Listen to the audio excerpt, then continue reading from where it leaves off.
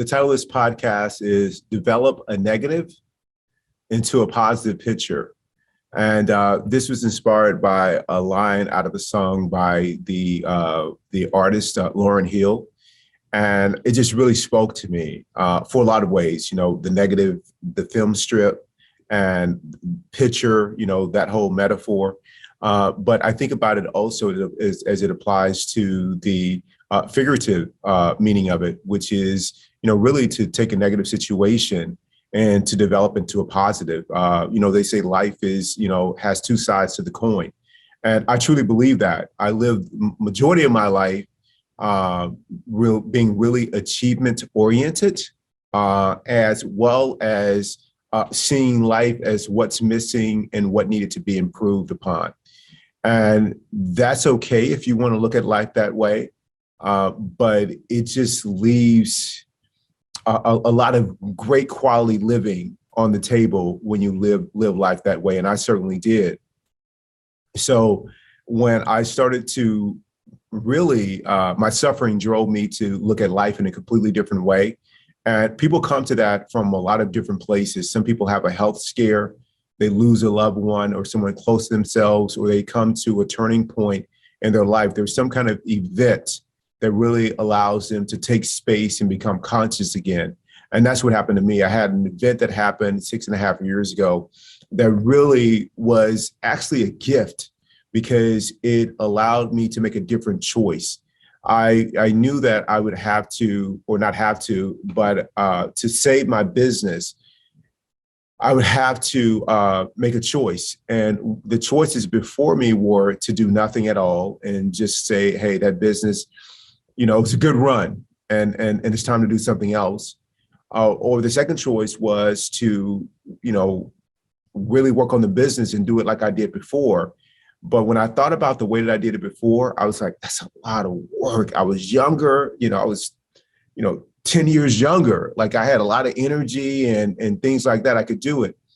And I was like, I'm not interested in doing it that way. I want to do it from a more thoughtful way, and use my experience and hopefully some wisdom that I picked up along the way to do it more effectively and more efficiently.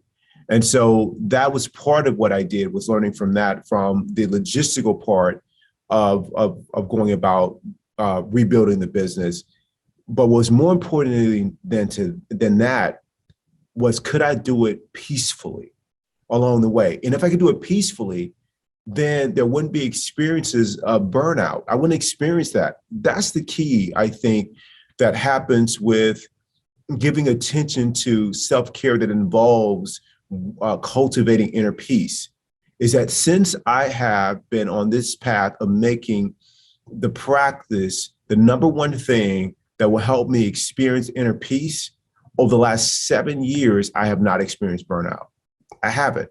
There have been some long days to where I've experienced physical fatigue, but in terms of emotional burnout, mental burnout, have not experienced it. And what's been the key is, for me, has been the ability to turn any situation into a positive. To what seems like a closed door is actually an opening.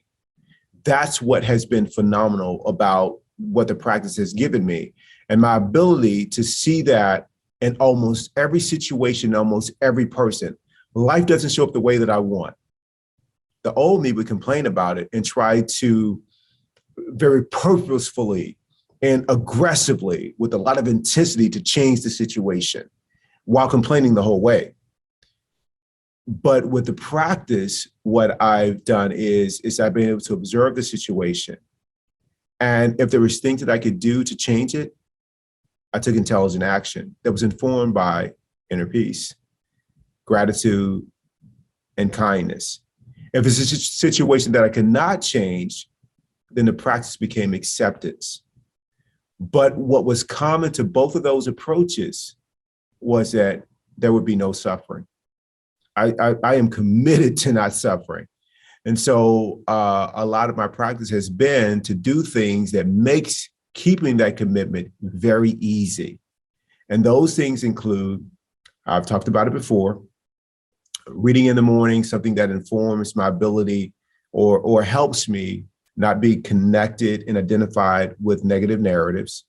2, a gratitude practice that roots me into the present moment by touching my thumb to each one of my 4 fingers and stating very consciously what I'm grateful for.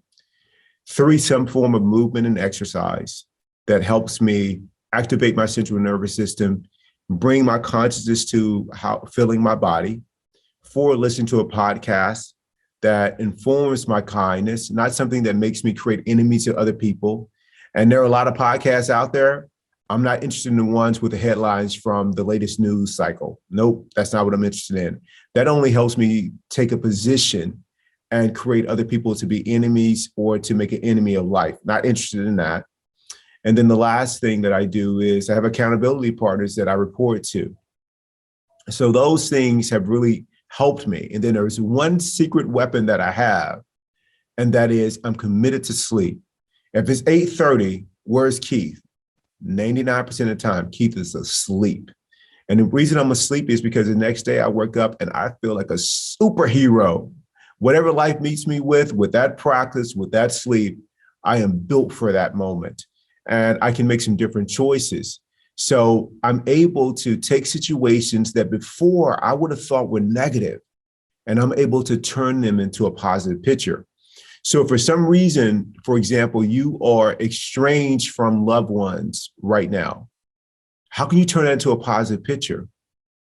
Allowing them to be on their journey and to find their way while you hold loving space. Or you can ruminate about the separation and the estrangement. That's one way to do it and spend that time that you're living. Or you can choose to accept the choices that they've made or the healthy boundaries that you needed to put in place. And during that period, live life to the fullest.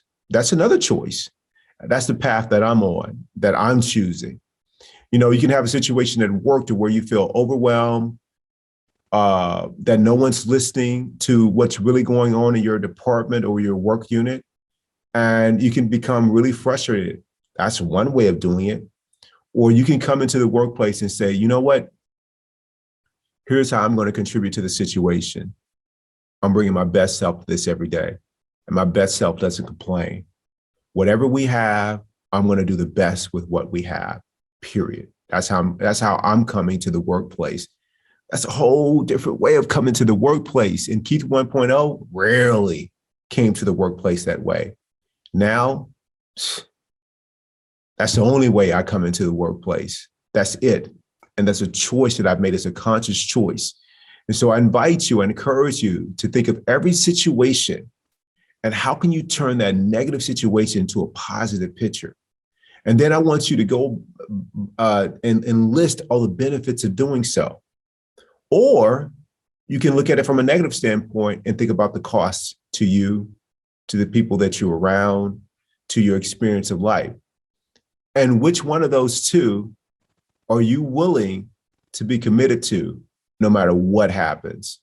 So again, you have a choice. Turn every seemingly negative situation into a positive picture. You know, if you're about turning it into a positive picture, tell me where to meet you at. I'm there. Sign me up. I'm with that. You know, they asked Mother Teresa to, you know, will you come and participate in this war protest, this war rally? Said, nah, I'll pass on that. But if you're having a peace protest, a peace rally, yeah, I'm with that. Sign me up for that peace movement. And if you're about loving and being kind, sign me up. They asked the Dalai Lama, what's your religion? Kindness. Yes, that's mine. Keep it simple. Thank you.